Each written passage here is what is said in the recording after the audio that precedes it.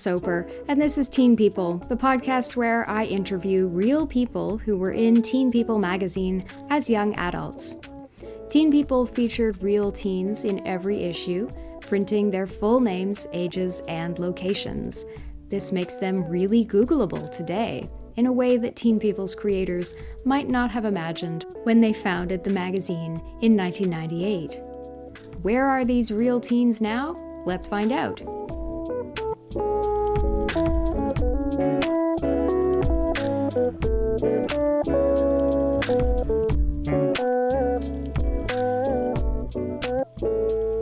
So despite what you're hearing right now, I do not have a music budget because this podcast is completely DIY, but the song I would like you to hear right now is All Star, which is the title of this episode, and of course the 1999 song by Smash Mouth, so play that in your head as I introduce my guest. If you're listening to this podcast, you probably know how it goes. It goes like this.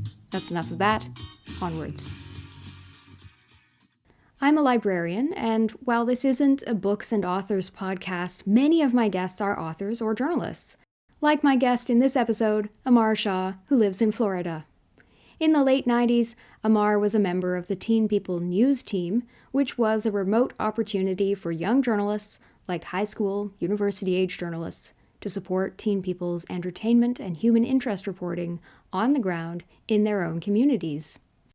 This was a great experience for these kids. I've talked with several Teen People News team members who today have Vogue magazine and Apple and CNN on their resumes. Amar's resume is pretty long too. He is a multiple Emmy Award-winning writer and producer who has written for ESPN.com, NFL.com, The Wall Street Journal, The Orlando Sentinel, Sports Illustrated for Kids, Slam Magazine, and The Washington Post, including a viral essay on growing up in a real-life Kwik-E-Mart in Central Florida.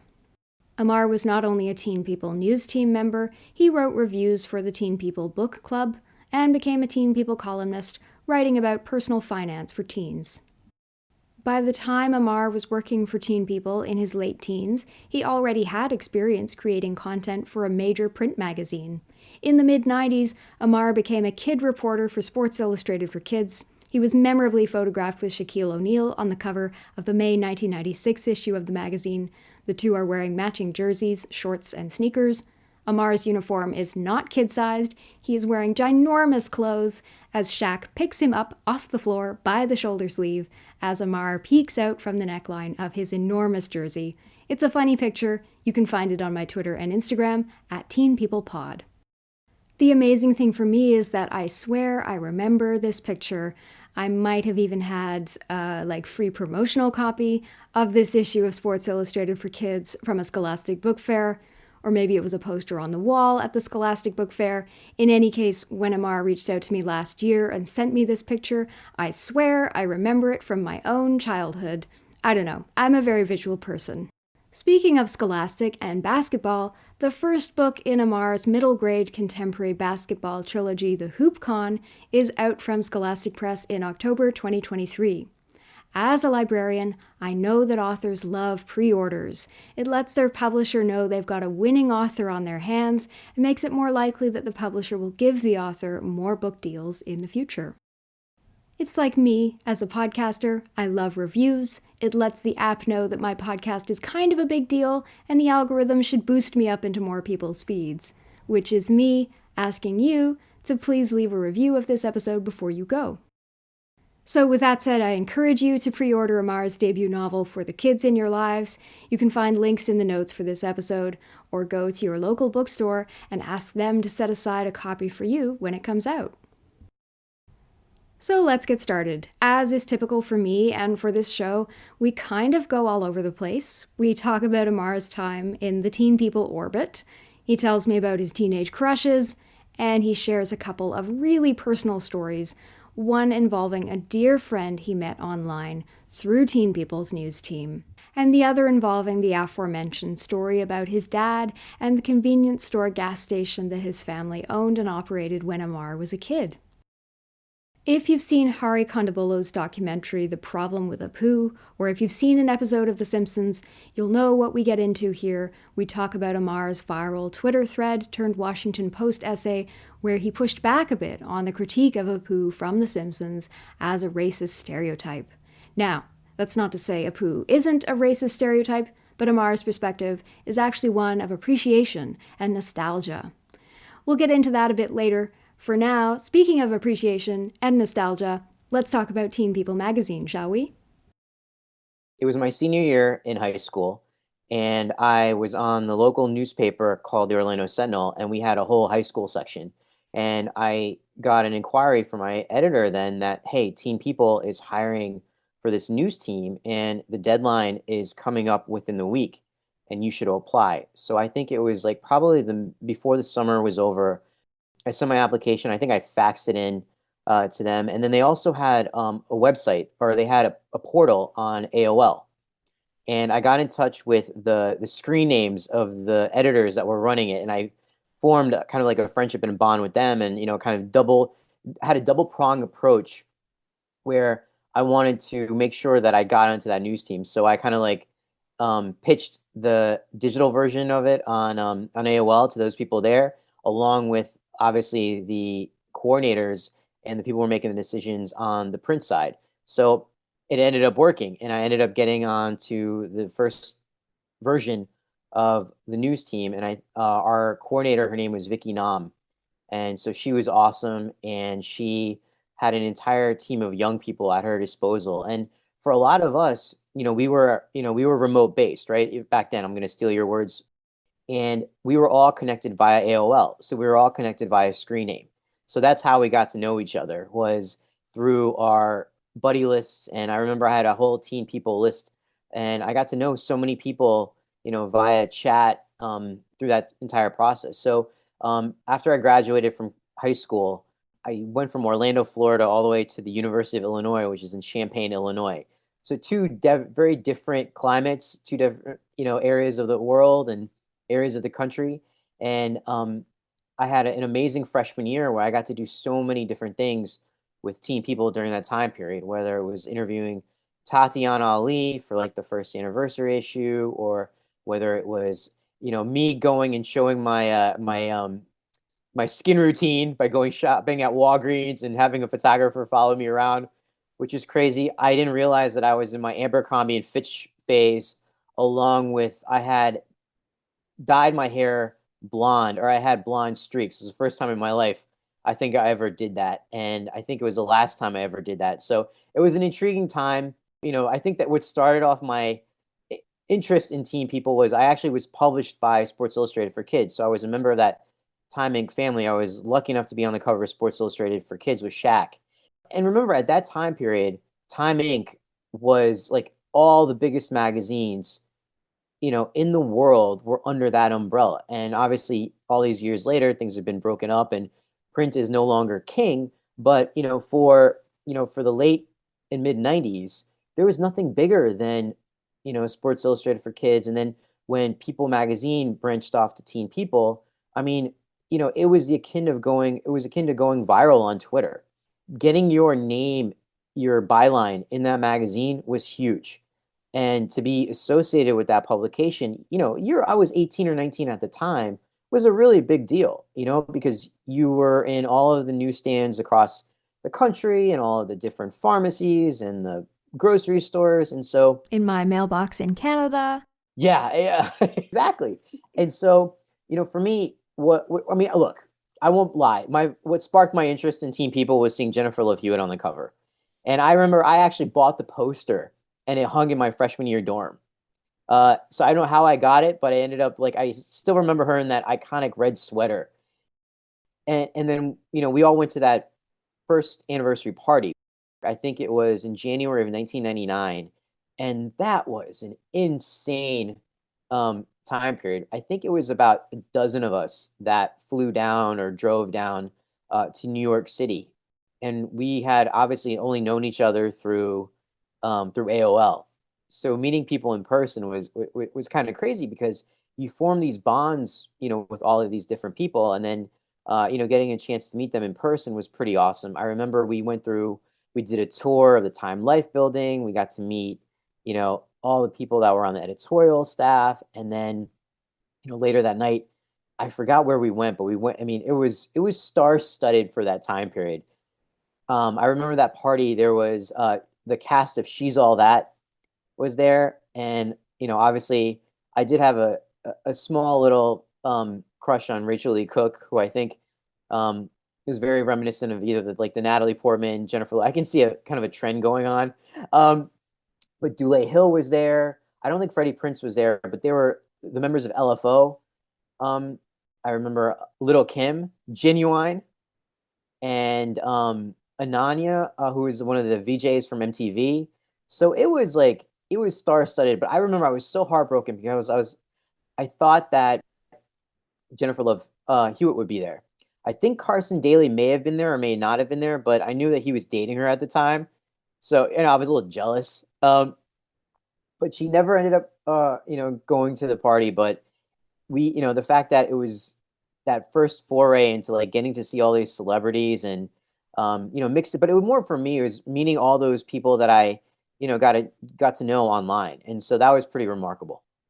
Obviously we're all in our like late 30s, early 40s with families and careers. But I still, through social media, have been able to stay in contact with a number of them. But I've also, even those that I lost contact with, I've been able to kind of get, back in touch with. And so it's been pretty cool. Your podcast got me in touch with Lindsay.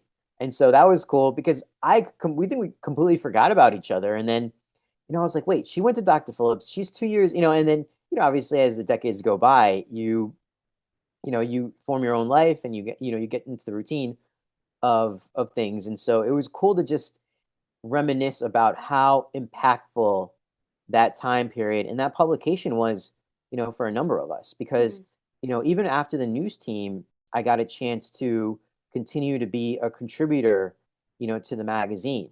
I was trying to juggle, being a journalism major with also being a finance major.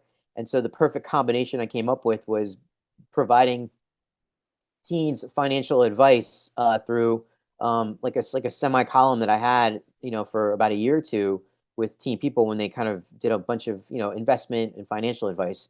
And I got a chance to be a contributor for that. I wish I had followed my own advice, but it was still cool to kind of just see that, my name was in there even after I'd left this official news team. In the late 90s, Amar's work literally did make its way into my mailbox in Canada. I have about a dozen issues of Teen People left in my collection, and Amar's byline appears in more than one of these. I have the issue in which he shared his skincare routine. The photo from that article is actually the cover art for this episode, and you can see he was a pretty cool guy in his bucket hat. I also have a couple of Amar's personal finance columns where he shared top tips on how to manage your credit score and how to save or spend your tax refund. Amar also contributed to the Teen People Book Club, and as an emerging author, that feels full circle for him. It's so important that we have the ability to tell different stories for different people, and everyone has, a voice that they understand and that they can empathize with. It's so important. I think that's what the Teen People Book Club was trying to establish even back then, was that there was a book for everybody. And, I remember my first review I did was I was never a horror book fan, but I had a chance to interview, my review was on Hannibal, which was kind of crazy to think about. And then every month or so, I got a different type of book, whether it was a mystery or whether it was, a pop culture book. And so that was kind of cool. And I also got a chance to talk about my favorite book, The Great Gatsby, which was like, for me, that was the best thing, was being able to talk about something that had such an impact on me. But I really think that book club was I mean, it only lasted for a little while around because they had the Book of the Month Club. And so they kind of combined that together with the teen audience, hoping to generate, new source of revenue. And I think it did really well. I think that it rose around about a year or two, but um, getting free books, getting paid to read them in college. I mean, it's in a sense, it was beer money. Yeah, it was your side hustle. Exactly. And, Teen People did pay pretty well. What was your favorite thing that you ever did for Teen People magazine? So my favorite thing that I did at Teen People magazine, it's still, aside of meeting all these different friends that I've had for all these years, my favorite assignment was what had to be the photo shoot that I did for when I went to Walgreens. So this is a crazy time period. It was my freshman year, and they had assigned 4 different members of the news team and what their skincare regimen was. And so I think I was the only guy at the time period. So, I was looking up words that I'd never known before, like exfoliate and scrubs. And so I went to Walgreens, and they gave me a stipend, I think, of like $50 to spend. So I think I bought CK1 moisturizer. I bought hairspray and gel. I had just frosted my tips. I think Dawson's Creek had an episode where Pacey they got his hair blonde or something. So I was like, all right, this guy is gonna get Joey. So I might as well take some inspiration. And so I was able to so I needed the proper hairspray and gel for that time period. But it's crazy. That was my I have a cool photo from that time period where I'm wearing a bucket hat, and I had my A&F outfit, my Abercrombie and Fitch outfit, and I was like, I should have done better with the ladies at that point, but I was cool, and so it's a dope photo. It was my LL Cool J homage, but it was cool to see that spread in that, especially in that Lauryn Hill issue. I look like I'm 12, but Here's what Amar wrote about his skincare routine. Under a caption describing him as the maintenance man, 18-year-old Amar said, "As a guy, it's tough. We don't wear makeup and don't care what hair and face products we buy. So when Teen People sent me to do some shopping, I had no idea what to get. I decided the thing to do was watch TV for shopping clues. And there she was, smiling and beautiful, Jennifer Love Hewitt in her Neutrogena commercial. Neutrogena's Deep Clean Cream Cleanser cleans 2 ways. Deep down into pores dissolving dirt. Amar spent $88 picking up a Gillette Mach 3 razor kit, shampoo, aftershave, and moisturizer. He also bought a thing of hair gel to keep his hair in place and to keep it soft. Chicks love that, he wrote. The whole experience was a little embarrassing for Amar. He said the woman who rang up his products laughed. I'd rather leave the shopping to the girls, he wrote. Aw. But what's really cool too is that if you look at the different people, Megan McNamara, even though I haven't talked to her in years, we were pretty solid friends. On the next page is Carrie Kravitz. So Carrie and I are still friends. She actually is based in Los Angeles, and even though I lived in Los Angeles for a number of years, and though our paths never crossed there, we still stayed in touch. I remember at one time I called her because I was looking for an interior decorator for advice, and so we were almost gonna make that happen, but. And the other girl on page 140, Nadia, we went to high school similarly in Orlando together. We went to the University of Florida, and then we stayed friends throughout as well. And so it's crazy that she's still in Orlando. So all of those 4 people, I've managed to somehow, aside of Megan, you reminded me that somehow to figure out where she is these days. That'll be my little LinkedIn hunt today. The thing about Amar is that he was doing LinkedIn before there was LinkedIn, looking up the Teen People decision makers on AOL, making those connections with the other news team members. He actually knows another one of my guests, Lindsay Soul Kirkman, who was also on the Teen People news team and who later interned at Teen People. You talked to Lindsay Kirkman, and so she and I went to high school with each other, and then we both went to college with each other. There are some friendships that I made on that news team that I still have not met in person, but I'm still in touch with, 25 years later? You get to know so many different people through that time period. And that's one thing I was really appreciative about that Teen People experience from the news team, was that I stayed in touch with all the news teams that came through 2 or 3 years afterward, because I wanted to be like a little bit of a help to them, a bridge. And also, you're meeting so many talented people. I mean, the people I ended up interning or being on the news team with ended up, starting foundations and going to Harvard and, writing for Entertainment Weekly or becoming novelists or doctors or, and it's amazing that all of them became really amazing human beings. And, as you get older, you change, but then part of you doesn't. And I love that we all share that common bond with that magazine. And even if it's not around, we still have those bylines. We still have those memories of that, that amazing time period.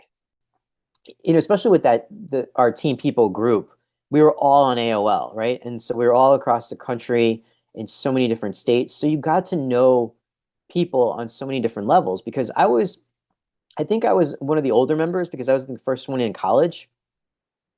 So I was like 17, 18, and a lot of the other kids were like in high school. And so, they're asking you for like, advice on applications process. And, we would talk, newspapers and, it was just a great time period to just be able to get to know what is now an entirely new generation. And I think for me, getting to like, talk to people like late into the night or, because I remember my phone bill was so high because I was always online and my parents were always complaining to me about, why are you taking up the phone line? We're expecting a phone call. My modem was always buzzing and it was always talking to, just all these different people. I mean, one of the friendships that I met, which was really funny.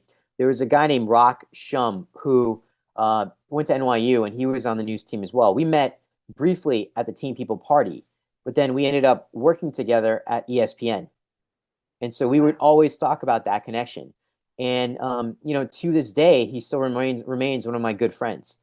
And we always talk about that, even though we never talked online, we met, through the news team. And so, it's really cool just to see where all these different people made an impact. I mean, I just got in touch with Vicky Nam about 4 or 5 years ago, and our kids are around the same age, and it's really cool just to see like the impact that she had on me, because she wrote a book a couple of years later that I ended up reading and getting in touch with one of the people there, and I ended up interning through that. So you build all of these like links that branch out and connect, and Teen People was a connector for so many different people throughout their life. Some of what Amar was describing here reminded me of one of the most iconic 90s romantic comedies, You've Got Mail. The premise of You've Got Mail is two business rivals, two competitors, develop a relationship over an entirely online medium, not knowing who the other person is. There's this scene in You've Got Mail where Tom Hanks's character goes to visit Meg Ryan's character, who is sick at home after closing her business. And he brings flowers to her, he makes tea for her, he tucks her into bed, and he apologizes for putting her out of business. He says, it's not personal, it's just business. And Meg Ryan's character pushes back and she says, whatever else anything is, it ought to begin by being personal. It's a reminder that the relationships we build online really can be very personal. And that is certainly true of one relationship Amar really wanted to share with me, his entirely online friendship with another Teen People news team member.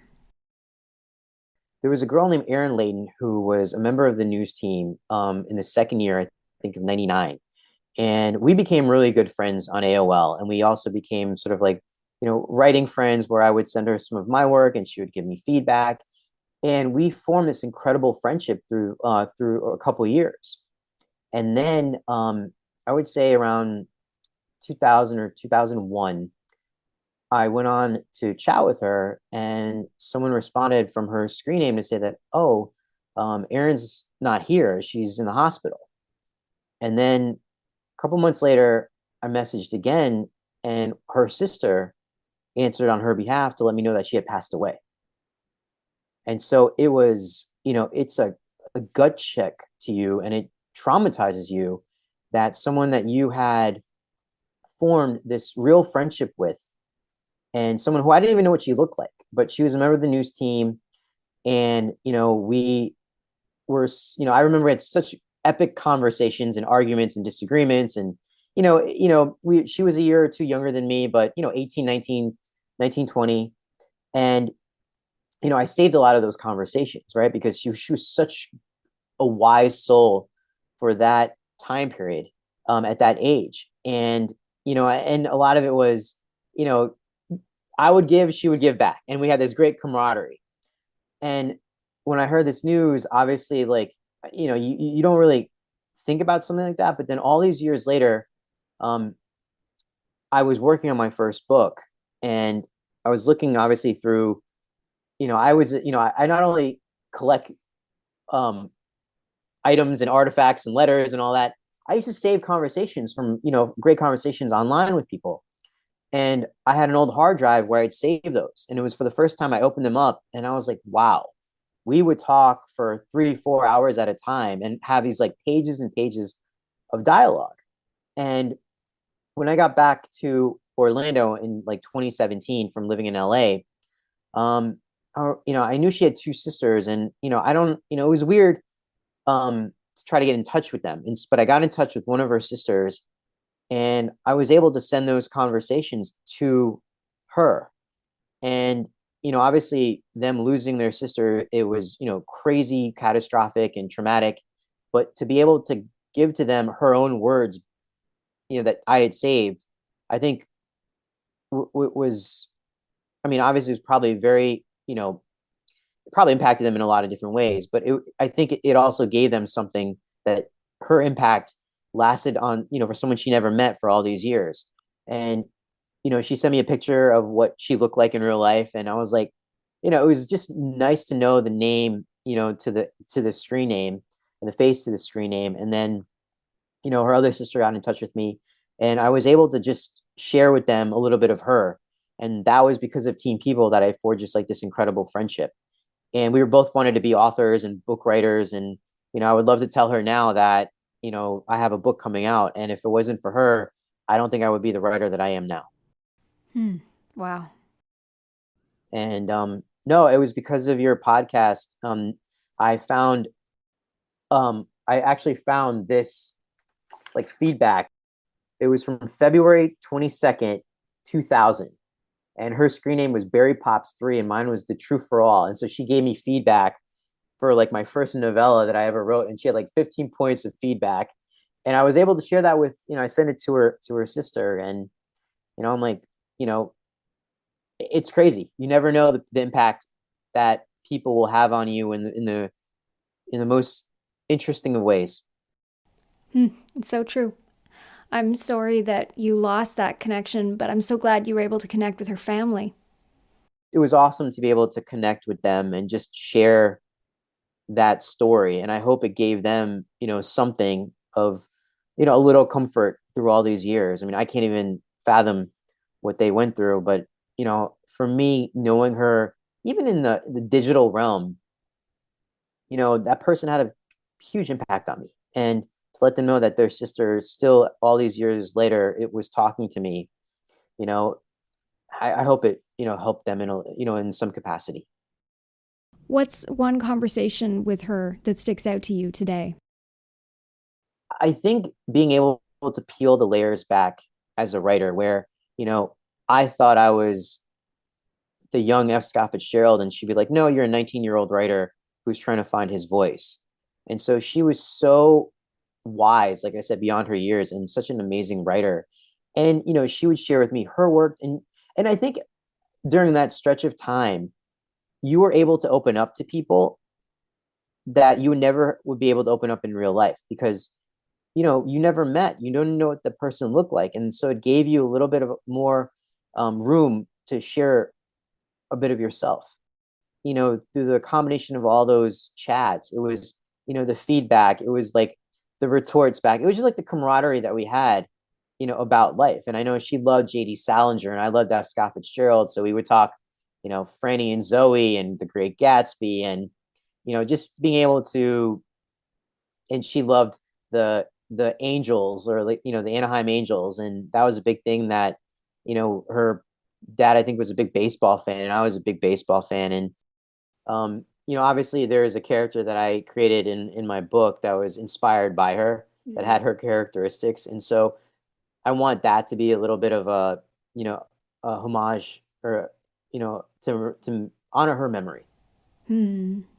And it's funny, you talk to people all the time that come through your life, right? And especially with the ephemeral nature of social networks, you never know who you're friends with and who you're not friends with, because it's just, it's fly by night. These people are with you on a bus ride or on a train ride or on a plane ride, and then you get off at your stop, they get off at their stop, and lo and behold, but there's people that sit next to you, and then they just have this, colossal and significant impact. And it might be stretches of time where you don't think about it, and then all of a sudden something will hit you and you're like, wow. And I remember kind of reading, all this saved correspondence, and I'm like, wow, she told me to do this, and I ended up taking her on that, and going in that direction. And like I said, when you're in those early, like, 20s or those late teens, you make bonds with people that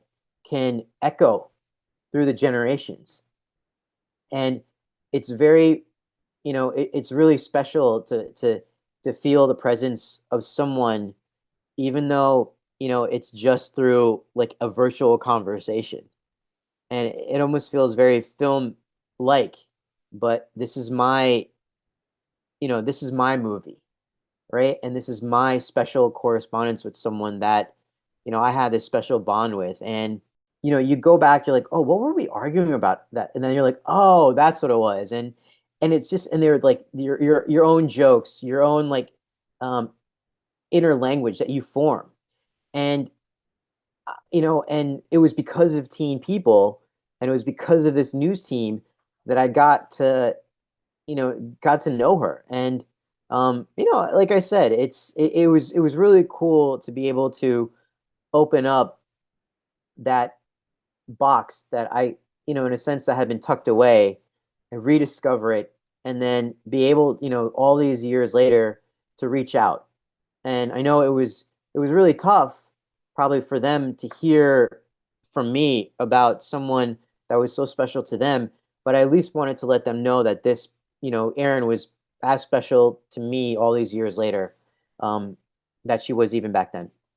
And I think it's obviously bittersweet, but I do hope that, um, even with this podcast talking about her, and I really haven't. It's a story that I've never told anyone in public before.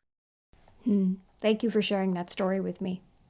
Thank you for letting me have the platform to share this, and I hope, it's nice to talk about her. I was going to move on here and ask Amar about his family and lead into the Washington Post article, but I had to pause here, and I asked Amar if he had read this article that I read in 2021. This was an article many of us read. It went viral when it was published. It went on to win a Pulitzer. It was Jennifer Senior's article in The Atlantic, which was published a few weeks before the 20th anniversary of 9/11. The online version of the story is called What Bobby McIlvaine Left Behind. I asked Amar if he had read it. He said he hadn't, but he knew the story I was referring to. I recommended it to him because his friendship with Erin reminded me of the relationship Jennifer Senior had with Bobby McIlvaine, who was her brother's college roommate. Bobby worked at Merrill Lynch, but he wanted to be a writer. He'd studied that in university. Jennifer was a bit older than Bobby, and so she was deeper into her career as a journalist. And she writes in the article about the correspondence she had with Bobby, the feedback he'd give her on her writing, the lessons she learned from him, and how his advice stays with her to this day. The Canadian author Margaret Atwood once said, "A word after a word after a word is power." And she's right, but I also think a story after a story after a story is power. Put a story out into the world and see what happens, because every story has a life of its own. Jennifer's story took on a life of its own for me, involving me in a way I did not anticipate when I first sat down to read it. There's a recurring motif in the article, a line found in one of Bobby's diaries. Life loves on. After his death, it became a family motto, but no one knew where it had come from. Did it come from a book or from his own writing? Jennifer searched Google Books, but found nothing, and so that mystery was left unresolved as the article went to print. But as a librarian, I wondered whether I could find a source myself. So I searched Life Loves On in the Internet Archive and found it in a book of poetry published in 1906. The book was digitized for the Internet Archive from the Library of Congress collection, which is why it was not available on Google Books. I shared my discovery on Twitter after I read the article, and when Jennifer saw my tweet, we connected, and now I have this wonderful, unexpected, entirely online connection with her. So I couldn't help but think of this when Amar told me about Aaron.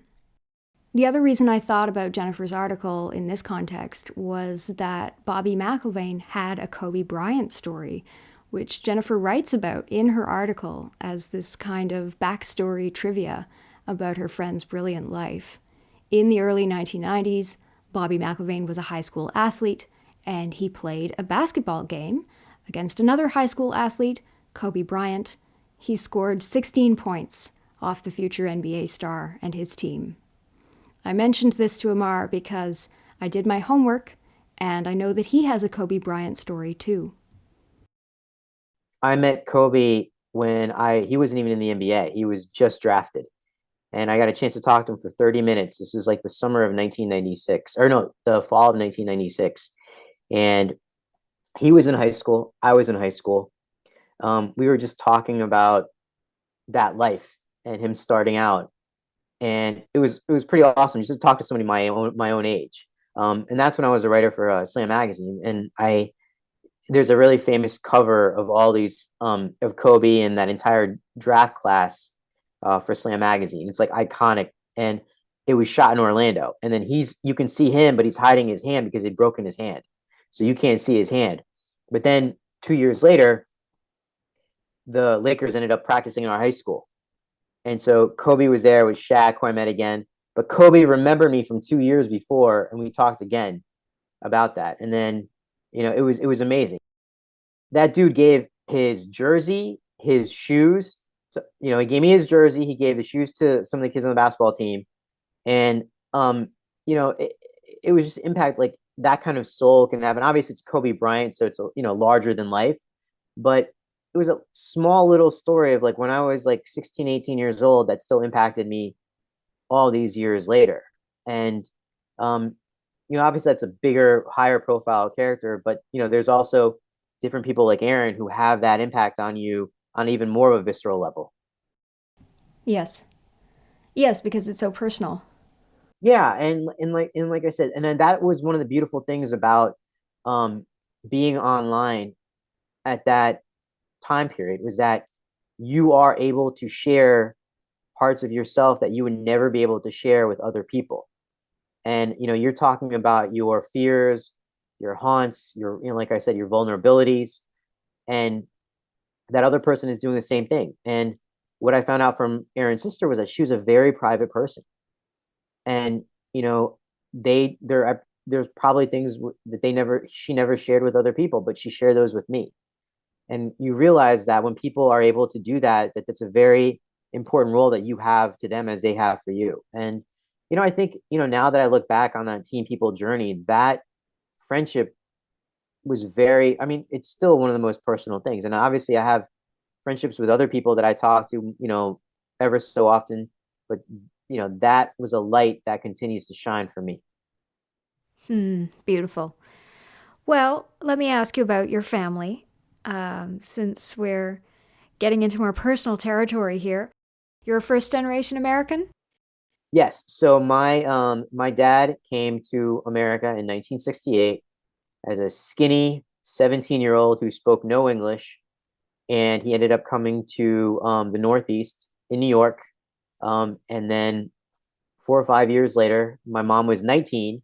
They had just gotten married, and so they both started their life in this country as teenagers. And so looking back to see all these kids and teen people, and realizing even now I'm making that connection that my parents were that young and this country shaped them. And so Yeah, I'm a first generation kid. I was born in Edison, New Jersey. I like to say that half the Indian population in the United States was born at JFK Medical Center like I was.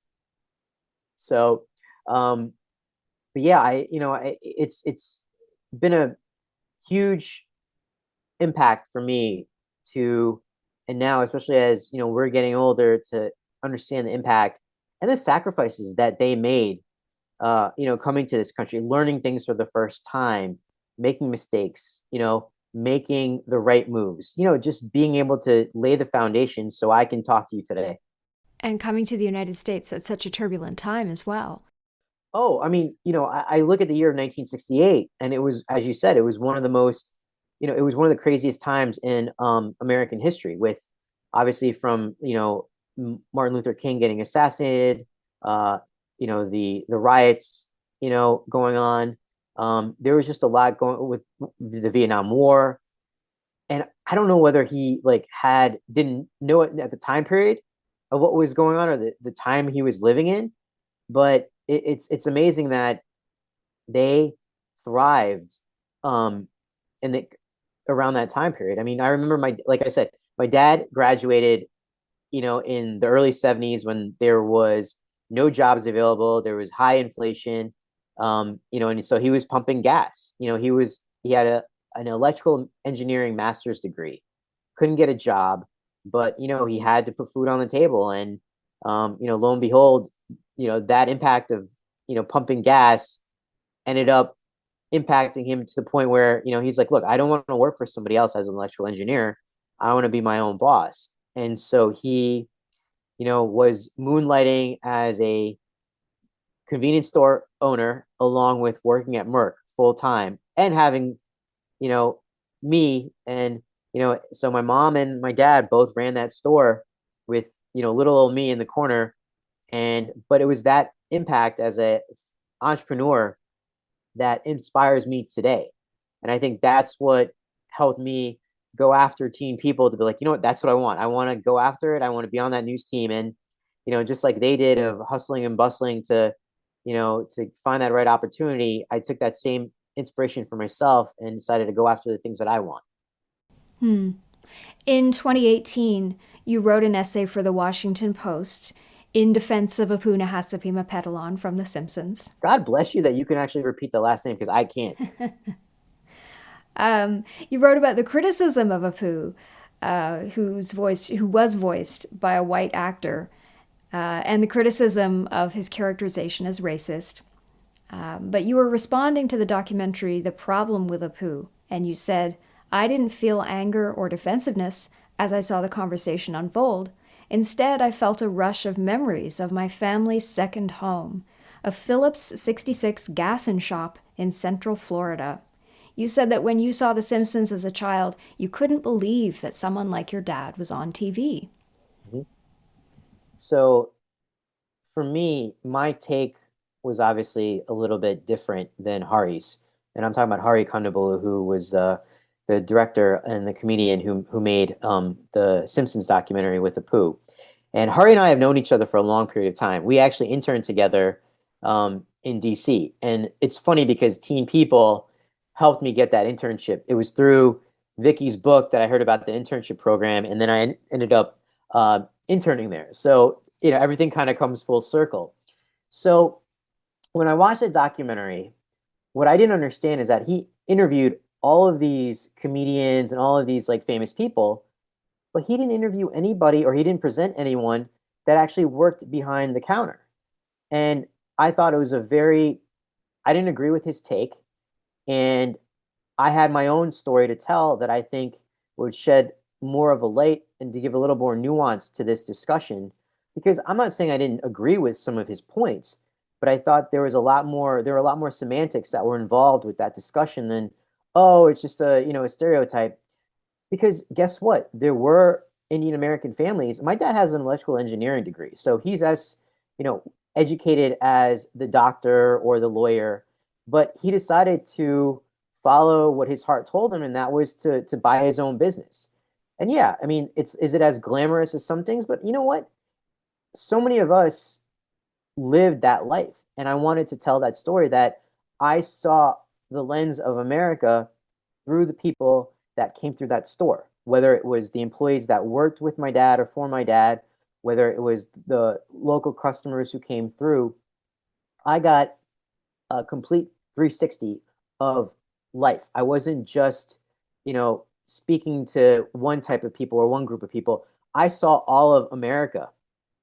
And if it's good, bad, and ugly, and it's beautiful, through the different businesses that my dad owned, and I wanted to tell that story. And when I saw Apu, I didn't see this.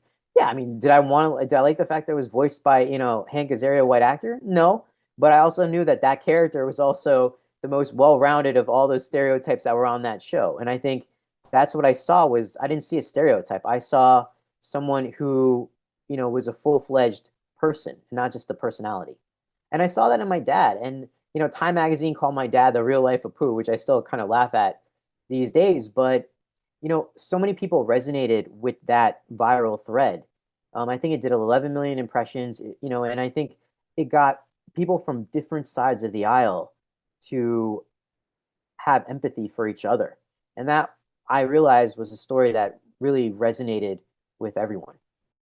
And it makes me remember how important it is that the lives that we live, though we don't think they're that big at the time, are our stories to tell. And like I said, the people that I met, throughout all those years, they become, my guidepost, and how I tell my stories to this day.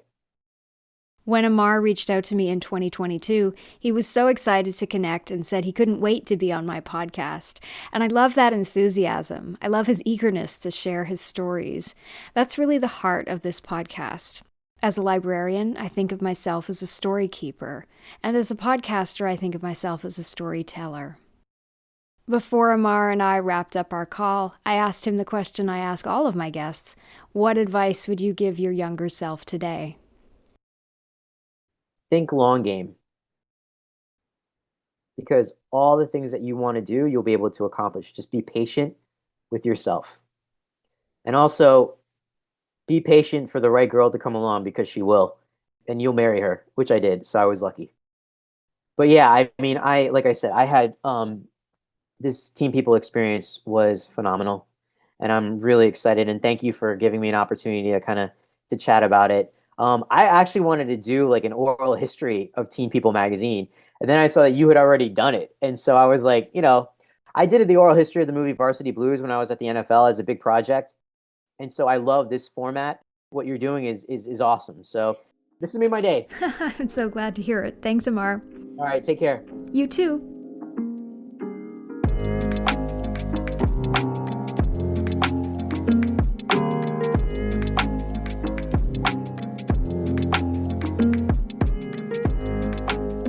When I began to edit this episode, I noticed that the word Amar used most in our call was impact. So I sent him a DM and asked him, what does impact mean to you? Impact, he replied, is a force, something that compels you further. It sculpts itself in your soul. This is why The Great Gatsby is his favorite novel. He calls it odd, profound. He encountered it in high school, as we all do, and it kept him up the night he started reading it. Gatsby represents hope, dreams, aspiration, striving for something bigger. It's what he sees in his own parents and how they've carved out their own lives as newcomers in America. I'm so grateful Amar reached out to me, pitching himself on this podcast with so much enthusiasm. He has shared some wonderful photographs from the 90s, including pictures of the Teen People party and his pictures with Kobe Bryant. So please check those out on my Instagram and Twitter at Teen People Pod. And again, pre-order his book. You can also pre-order Jennifer Senior's book on grief, love, loss, memory. This is the book version of the feature article I mentioned in this episode, which she published in The Atlantic in 2021. Thanks a million for joining me. Hope to see you next time. I'm interviewing one of Amar's news team friends when she's back from her trip home from her adopted home in Scotland. So subscribe to Teen People, the podcast, not the magazine, because the magazine is gone, and you'll receive a message when I post a new episode.